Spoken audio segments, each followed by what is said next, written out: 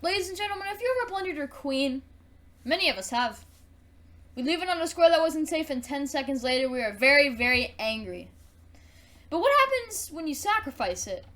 In today's video, I will be showing off one of the greatest queen sacrifices I have ever played. So sit back, relax, as I take you on this journey. And here's the game. We are against Roman Navarro, a good friend of mine.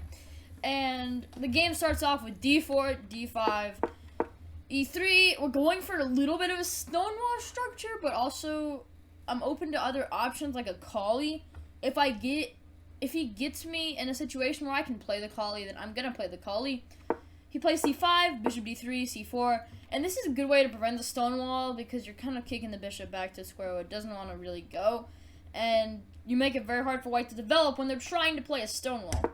Bishop to e2, knight e6, c3, bishop f5, knight f3, knight f6, knight d2. Now here I'm a little bit worse already, and the reason being I just don't have a very good position. My passive structure and my passive pieces are both going to tell the tale. It's the sad part that I've tried to play a stonewall, and it failed, and I'm not going to get a very good position out of that.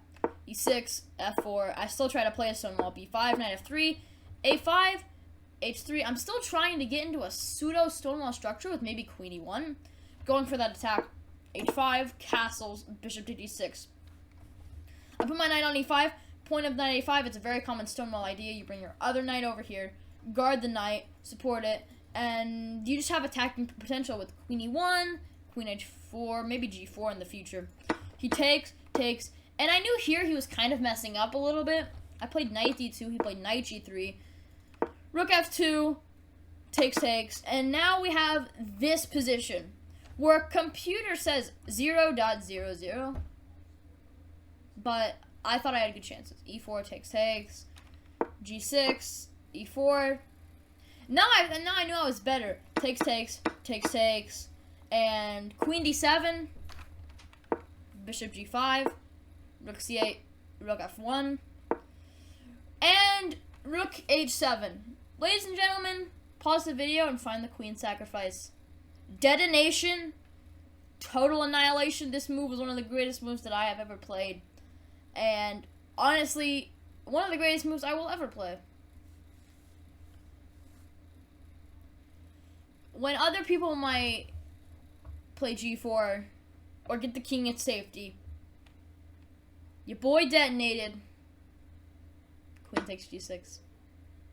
Such a savage move to strike the queen into the position. It's taking the queen, taking a random pawn. It cannot be captured because rook f8. A pawn tries to hold on with queen e7, and I detonate the second brilliant move. This. So savage. He cannot move. He just cannot move. If he plays rook takes, I take the queen, and because the rook is pinned, he cannot take my rook. I take the rook, and mate will follow. And here he just resigned, because there's nothing. Queen takes f7, I take. This position just losing for black, because if you play rook f8, you just have this, and mate.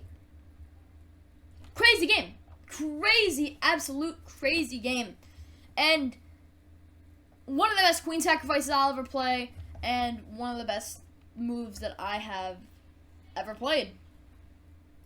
So there you have it. Detonating queen takes g6, double exclamation mark, right before rook takes f7. Double brilliant sacrifice. I hope you enjoyed this video. If you did enjoy, make sure to subscribe. Follow my Twitch, link in the description. Join the Discord server, link in the description.